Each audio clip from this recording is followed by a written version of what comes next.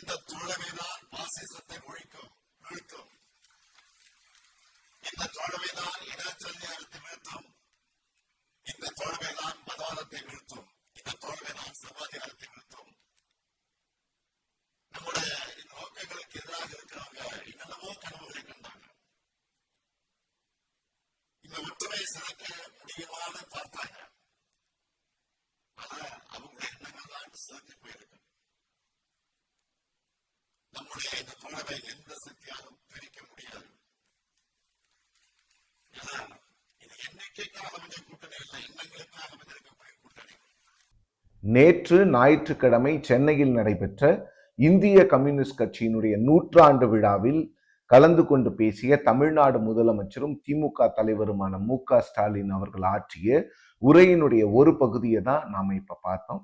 கிட்டத்தட்ட 17 நிமிஷம் திரு மு.க.ஸ்டாலின் அவர்கள் கூட்டணி கட்சியினருடைய முன்னிலையில அந்த பொதுக்கூட்டத்துல பேசி இருக்கிறாரு. அவர் நிறைய விஷயங்கள் பேசியிருந்தாலும் கீ டேக் அவேயா நாம பார்க்கறது என்னன்னு பார்த்தீங்கன்னா, இந்தியா கூட்டணி, அதாவது திமுக தலைமையிலான தமிழ்நாட்டில் உள்ள மதசார்பற்ற முற்போக்கு கூட்டணியை யாராலும் உடைக்க முடியாது, எங்களுடைய ஒற்றுமையை யாராலும் சிதைக்க முடியாது அப்படின்னு முதலமைச்சர் அவர்கள் சொல்லி இருக்கிறது தான் கீ டேக் அவேவா நாம எடுத்துக்கணும். திரு மு.க.ஸ்டாலின் அவர்களுடைய ஸ்பீச் ஏன் ரொம்ப சிக்னிபிகண்டா இருக்குது அப்படின்னு பார்த்தீங்கன்னா, திமுக கூட்டணியிலிருந்து காங்கிரஸ் விலகிவிடும், காங்கிரஸுக்கு அதிக எண்ணிக்கையிலான சீட்டுகளை திமுக கொடுக்க மறுக்குது, அது மட்டும் இல்லாம காங்கிரசினுடைய முக்கிய கோரிக்கையான ஆட்சியில் பங்கு, அதிகாரத்தில் பங்கு அப்படிங்கிற கோரிக்கையை ஏற்க காங்கிரஸ் மறுத்து விட்டது, எல்லா பேச்சுவார்த்தைகளும் தோல்வி அடைந்து விட்டது அப்படிங்கிற அந்த ஸ்பெகுலேஷனுக்கு நடுவுல இந்த ஸ்டேட்மெண்ட் சிஎம் கிட்ட இருந்து வருது. இந்த ஸ்டேட்மெண்ட் கூட பாத்தீங்கன்னா கிட்டத்தட்ட திமுகவினுடைய நாடாளுமன்ற உறுப்பினர் திருமதி கனிமொழி கருணாநிதி அவர்கள், காங்கிரஸ் கட்சியினுடைய மூத்த தலைவரும் எதிர்கட்சி தலைவருமான திரு ராகுல் காந்தி அவர்கள் சந்தித்து 4 நாட்களுக்கு பிறகு இந்த ஸ்டேட்மெண்ட் ஆனது சிஎம் கிட்ட இருந்து வருது. ரொம்ப சிக்னிபிகண்டான ஸ்டேட்மெண்ட். அதாவது அவர் என்ன சொல்ல வர்றாருன்னா, இந்தியா கூட்டணி ரொம்ப ஸ்ட்ராங்கா இருக்கு தமிழ்நாட்டில், திமுக கூட்டணியை உடைக்கணும்னு நினைச்சவங்களோட எண்ணம் தான் இன்னைக்கு சிதைந்து போயிருக்கிறது, கூட்டணி ஒன்றும் சிதையலை அப்படின்னும் போது திமுக காங்கிரஸுக்குடனான அந்த எல்லா இரிட்டன்ஸ் இருந்துச்சுல, நிறைய இரிட்டன்ஸ் அவங்களுக்குள்ள இருந்தது, அதையெல்லாம் நாங்கள் கலைந்து விட்டோம், இந்த கூட்டணி ஒன்றாக தான் இருக்கும் அப்படிங்கிற விஷயத்த முதலமைச்சர் அவர்கள் ரொம்ப தெளிவா நேற்றைய நடந்த அந்த கூட்டத்துல பேசியிருக்கிறதா தான் நான் பார்க்கிறேன். நேற்று தான் காங்கிரஸ் கட்சியினுடைய மேலிட பொறுப்பாளர்கள் சென்னையில ஆலோசனைகள் நடத்தினார்கள். எத்தனை தொகுதிகள் கேட்பது அப்படிங்கிற விஷயங்கள் எல்லாம் அவங்க பேசியிருக்கிறாங்க. அது மட்டும் இல்லாம இன்னும் ஓரிரு நாட்களில் திமுக காங்கிரஸ் மற்றும் கூட்டணி கட்சியினருடன் பேசுவதற்கான அந்த கமிட்டியை, ஒரு குழுவை அமைச்சிருவாங்க அப்படிங்கிற தகவலும் இருக்கிறது. ஸோ இதையெல்லாம் வச்சு பார்க்கும்போது முதலமைச்சர் அவர்களுடைய பேச்சு ரொம்ப ரொம்ப இம்பார்ட்டண்ட்டான ஒரு ஸ்பீச்சு. அதாவது இந்தியா கூட்டணி ரொம்ப ஒற்றுமையா இருக்கிறது, இந்த திமுக கூட்டணி உடையும் நிலையில் இல்லை, இந்த திமுக கூட்டணியில இருந்த சிக்கல்களை எல்லாம் நாங்க பேசி தீர்த்துப்போம், இல்லை பேசி ஏற்கனவே தீர்த்துட்டோம் அப்படிங்கிற அந்த இண்டிகேஷனை தான் முதலமைச்சர் அவர்கள் இந்த ஒரு ஸ்பீச்சின் மூலமா கொடுக்குறாரு. இந்த ஸ்பீச் முழுக்க முழுக்க பார்த்தீங்கன்னா அவங்களோட யூனிட்டியை வச்சுதான். அதாவது இந்திய கம்யூனிஸ்ட் கட்சியினுடைய 100ஆண்டு விழாவில் பேசிய முதலமைச்சர் அவர்கள், என்னுடைய தந்தை கருணாநிதி அவர்கள் ஏற்கனவே சொன்னது போல திராவிட இயக்கம் ஆரம்பிக்கப்படவில்லை என்றால் அவரும் ஒரு கம்யூனிஸ்ட் ஆயிருப்பாரு. அதன் பிறகு ஸ்டாலின் அவர்கள் சொல்றாரு, என் பேரு ஸ்டாலின் அப்படின்னு சொல்லும் பொழுது ஒவ்வொரு முறையும் அந்த கம்யூனிஸ்ட் கொள்கைகள் எனக்கு மீண்டும் மீண்டும் எனக்கு ஞாபகப்படுத்தும் அப்படிங்கிற விஷயங்கள் மட்டும் இல்லாம முழுக்க முழுக்க ஒரு அலையன்ஸோட யூனிட்டியை டெமான்ஸ்ட்ரேட் பண்ற விதமாக தான் இந்த கூட்டம் இருந்தது. இந்த கூட்டத்தில் திமுக கூட்டணியில் உள்ள எல்லா கட்சி தலைவர்களும் கலந்து கொண்டார்கள். ஸோ காங்கிரஸ் பிரச்சனை இருக்கும்னு சொல்லப்படுகின்ற நிலையில முதலமைச்சர் பேசிய இந்த பேச்சு ரொம்ப ரொம்ப முக்கியத்துவம் வாய்ந்தது. இன்னொன்று அந்த கமிட்டி டிஎம்கே ஃபார்ம் பண்ண பிறகு முதல் பார்ட்டியா காங்கிரஸ் அழைப்பாங்க அப்படிங்கிறது தான் நமக்கு தகவல். காங்கிரஸுக்கு 2021ஆம் ஆண்டு 25 தொகுதிகள் கொடுக்கப்பட்டது. அதில் 18 தொகுதிகளை காங்கிரஸ் கட்சி வெற்றி பெற்றது. ஸோ இப்போவும் திமுக என்னன்னா 25ல இருந்து 27 இல்லை 28 வாங்கிக்கோங்க, ஒரு ராஜ்யசபா சீட் உங்களுக்கு கமிட் பண்ண மாதிரி நாங்கள் கொடுக்குறோம்னு சொல்லியிருக்கிறதா தகவல்.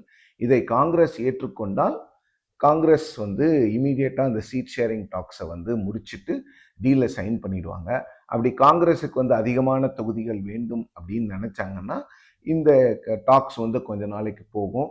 ஸோ ஒரு இழுபறி அப்படிங்கிற நிலைமைக்கு வந்ததுன்னா மீண்டும் திரு ஸ்டாலின் அவர்களும் திரு ராகுல் காந்தி அவர்களும் பேசிய பிறகுதான் இந்த இஷ்யூ வந்து சார்ட் அவுட் பண்ணப்படும். அப்படிதான் கடந்த முறை 2021ஆம் ஆண்டு காங்கிரஸ் 25 தொகுதிகளுக்கு ஒற்றுக்கொள்ளாத போது ஸ்டாலின் அவர்கள் அன்றைக்கு காங்கிரசினுடைய இன்ட்ரம் பிரசிடென்டா இருந்த சோனியா காந்தி அவர்களை தொலைபேசியில் அழைத்து அவங்க கிட்ட பேசி தான் இந்த டீலை முடிச்சாங்க. அந்த அளவுக்கு இந்த முறை டீல் வருமா இல்லை இங்கேயே பேசி முடிச்சிருவாங்களா அப்படிங்கிறத நம்ம பொறுத்திருந்து தான் பார்க்கணும். இன்னொரு விஷயம் இதில் என்னன்னா, காங்கிரஸ் கட்சிக்குள்ளேயே நிறைய பேர் வந்து இல்லை நம்ம 40 சீட்டெல்லாம் கேட்கக்கூடாது, 40 சீட் கேட்டு 10 சீட்டு ஜெயிக்கிறதுல எந்த ஒரு பிரயோஜனமும் கிடையாது, நாம வந்து ஒரு 30க்குள்ள 28 29 சீட்டு வாங்கிக்கிட்டு அதில் வந்து 20லேருந்து 22 சீட்டு வந்து ஜெயிக்கணும். நமக்கு வந்து ஸ்ட்ரைக் ரேட் முக்கியமே தவிர நம்ம எத்தனை கான்ஸ்டிடுவன்சிஸ் கண்டெஸ்ட் பண்ணுறோங்கிறது வந்து இம்பார்ட்டன்ட் கிடையாது அப்படிங்கிற ஒரு பாயிண்ட் ஆஃப் வியூவும் அந்த கட்சியில் நிறைய பேர் இப்போ 4-5 நாளாக பேசிகிட்டு இருக்கிறாங்க. ஒரு சில பிரிவினர் இல்லை 40 சீட்டு குறையாம வாங்கக்கூடாது அப்படிங்கிற ஒரு எண்ணமும் இருக்கிறது. இந்த ஸ்ட்ரைக் ரேட் ரொம்ப இம்பார்ட்டன்ட்னு பேசுகிறவங்க என்ன சொல்கிறாங்கன்னா, நீங்கள் 40 வாங்கி 18 ஜெயிச்சாலும் ஸ்ட்ரைக் ரேட் கம்மியாக இருக்கும், பட் 30 வாங்கி 20 22 ஜெயிக்கிறது வந்து ஸ்ட்ரைக் ரேட் நல்லா இருக்கும். இன்னொன்று வந்து கூட்டணியிலேயே எந்த ஒரு சலசலப்பும் வராது. நிறைய பேர் என்ன சொல்கிறாங்கன்னா, திமுகவினுடைய அந்த பூத் ஸ்ட்ரக்சரை நம்பி தான் காங்கிரஸ்னுடைய வேட்பாளர்கள் எல்லாமே இருக்கிறாங்க. ஸோ அதனால ரொம்ப வந்து டிஎம்கே கிட்ட நாம வந்து பார்கெயின் பண்ணக்கூடாது அப்படிங்கிற ஒரு எண்ணமும் இருக்கிறது. ஆனால் வேறு ஒரு எண்ணம் காங்கிரஸ்ல என்னன்னு பார்த்தீங்கன்னா, இல்லை இந்த தேர்தலை விட்டு கொடுக்க கூடாது, நம்ம வந்து டிஎம்கே கிட்ட எவ்வளவு சீட்ஸ் வாங்கணுமோ மேக்சிமம் அவ்வளோ சீட்ஸ் வாங்கணும் அப்படிங்கிற ஒரு எண்ணமும் காங்கிரஸ் கட்சியில் மேலோங்கி இருக்கிறது. ஸோ இந்த ஒரு சுச்சுவேஷன்ல தான் முதலமைச்சரினுடைய பேச்சு வந்து ரொம்ப சிக்னிஃபிகண்ட்டாக பார்க்கப்படுகிறது. அதாவது இந்த கூட்டணியில் எந்த பிரச்சனையும் இல்லை. ஏன்னா கூட்டணியை பற்றி பேசிட்டு வந்தாலும் முதலமைச்சர் அவர்கள் வந்து இப்போதான் இந்த கூட்டணியை உடைக்க முடியாது, கிட்டத்தட்ட ஒரு 1.5 மாதங்களுக்கு பிறகு இந்த கூட்டணியை உடைக்க முடியாது, உடைக்கணும்னு நினைச்சவங்களோட எண்ணம் சிதைந்து போயிருக்கு அப்படின்னு சொல்லும் பொழுது ஸோ கூட்டணியில் ஒரு முடிவு எட்டப்பட்டு விட்டது. ஸோ அந்த முடிவு எங்கே எட்டப்பட்டுச்சு அப்படின்னு பார்த்தீங்கன்னா, கனிமொழி அவர்களும் ராகுல் காந்தி அவர்களும் சந்திக்கும் பொழுது அவங்க நம்பர்ஸை பெருமளவில் பேசலைன்னா கூட கூட்டணி தொடர்வது அப்படிங்கிறதுல எந்த ஒரு சந்தேகமும் இல்லை. இந்த கூட்டணி 2026ஆம் ஆண்டு தேர்தலுக்காக தொடரும். ஸோ அந்த இடத்துல ராகுல் காந்தி அவர்கள் கனிமொழி அவர்கள்கிட்ட சொன்னது என்னன்னா, எங்க கட்சியினருக்கு தகுந்த மரியாதை கொடுக்கப்பட வேண்டும் அப்படின்னு சொன்னாரு. திமுகலையும் வந்து கிரீஷ் சோடங்கர், அதாவது ஏஐசிசியினுடைய இன்சார்ஜ், கொஞ்சம் அவர் வந்து இந்த அலையன்ஸை வந்து ஸ்ட்ரெயின் பண்ணிட்டாரு. அவரோட இன்னொரு சீனியர் பர்சனை டாக்ஸுக்கு அனுப்பலாம் அப்படிங்கிற மாதிரி ஒரு சஜஷனையும் கொடுத்துருக்குறாங்க.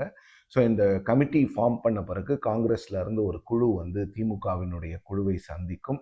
அந்த குழு எடுக்கிற முடிவு தான் அவங்க என்ன நம்பர்ஸ் டிஸ்கஸ் பண்ணுறாங்க. ஒரு சிட்டிங்கில் நிச்சயமாக பண்ண மாட்டாங்க.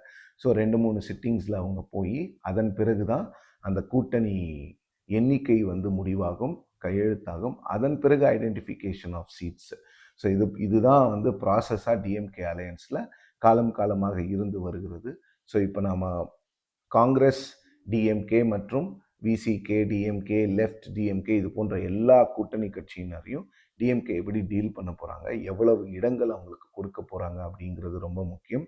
அது மட்டும் இல்லாமல் இப்போ புதிய கட்சிகளான தேமுதிக போன்ற கட்சிகளை கூட்டணியில் சேர்ப்பதற்கான முயற்சிகளையும் திமுக எடுத்துக்கொண்டு வருகிறது. ஸோ அப்போ இவங்களுக்கான சீட்ஸ் குறையுமா அதிகரிக்குமா அப்படிங்கிற ஒரு ஸ்பெக்குலேஷனும் வருது. ஆனால் திமுக தரப்பில் என்ன சொல்கிறாங்கன்னா, இருக்கிற அலையன்ஸ் பார்ட்னர்ஸ்க்கு சீட்ஸை குறைக்க மாட்டோம், மாறா காங்கிரஸ் மற்றும் விசிகாவுக்கு ஒரு மார்ஜினல் இன்க்ரீஸ், அதாவது 2லேருந்து 3 சீட் வரைக்கும் அவங்களுக்கு கொடுக்கறதுக்கான வாய்ப்புகள் இருக்கிறது அப்படிங்கிறது தான் நமக்கு கிடைத்திருக்கக்கூடிய தகவலாக இருக்கிறது.